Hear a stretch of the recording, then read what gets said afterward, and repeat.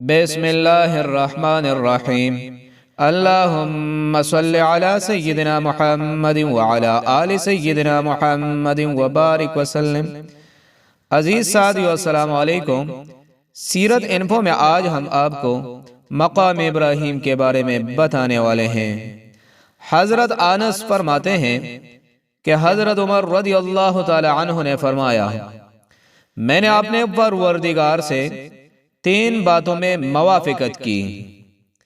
میں نے کہا، یا رسول اللہ، اے کاش مقام ابراہیم کو ہم اپنا مصلی بناتے۔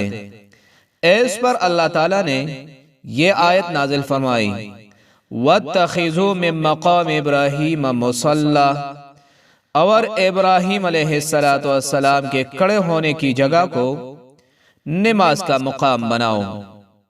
مقام ابراہیم وہ پتھر ہے جس پر حضرت ابراہیم علیہ السلام کے قدم کے نشان ہیں۔ آپ علیہ السلام نے اسی پتھر پر کھڑے ہو کر خانہ کعبہ کی تعمیر فرمائی۔ خانہ کعبہ کی دیوار جب اونچی ہو گئی تو وہ پتھر کسی وائر، کرن، سوئچ اور ریموٹ کنٹرول کے بغیر آپ کو لے کر لیفٹ کی طرح اوپر جاتا اور نیچے آتا۔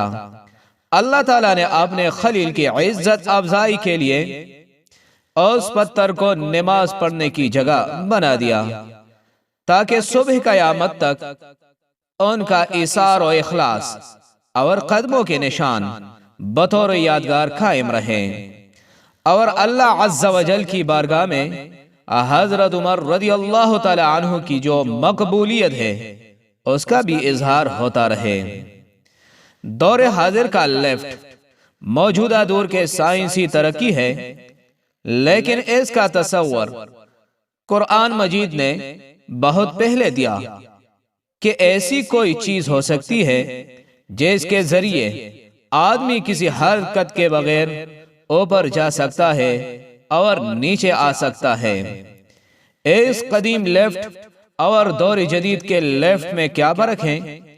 یہ کہ دنیا کا بے جان لیفٹ کرنٹ سے چلتا ہے، ریموٹ یا بجلی کے بٹن سے کنٹرول ہوتا ہے، اور اللہ کے نبی کا لیفٹ ان کے قدموں کو پا کر حرکت میں آتا تھا اور ان کے ارادے سے کنٹرول ہوتا تھا۔ عزیز ساتھیو، سیرت انفو میں آج کا ہمارا موضوع اختتام کو پہنچا۔ اگلی ویڈیو میں ایک نئے موضوع کے ساتھ پھر حاضر خدمت ہوں گے۔